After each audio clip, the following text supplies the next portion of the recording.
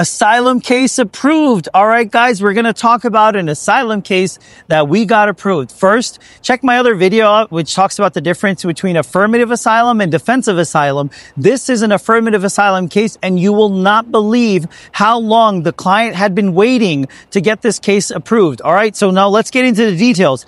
My client, a Pakistani immigrant to the United States, had filed for asylum in 2016. Specifically, I'm going to put it in, here on top. The receipt notice was October 20th, 2016. And you can see the approval notice, all right? Approval notice dated 8/27/2025.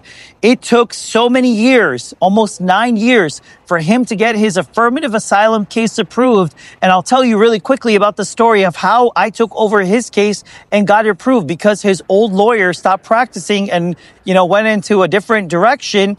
And he contacted me to say, hey, my case has been delayed. I want to hire you for a mandamus. When we took over the case, we said, hey, if we do a mandamus for this case, you're going to have serious problems on getting your case approved. So let's work on making the case stronger. So if we file the lawsuit, while we were working on making the case stronger, in terms of getting a psychological statement, in terms of getting an expert witness, and more country conditions about the violence he would face in Pakistan, immigration scheduled his interview earlier this year. I did the interview, which was about a 3.5-4 hour interview. I did it remotely because he was in Maryland. And then, thankfully, he got the case approved. And guess what? The approval notice lists approval for him, his wife, and his 3 daughters. So everybody is now going to be eligible to get a green card. So I know you guys are really nervous under Trump. A lot of cases are getting denied.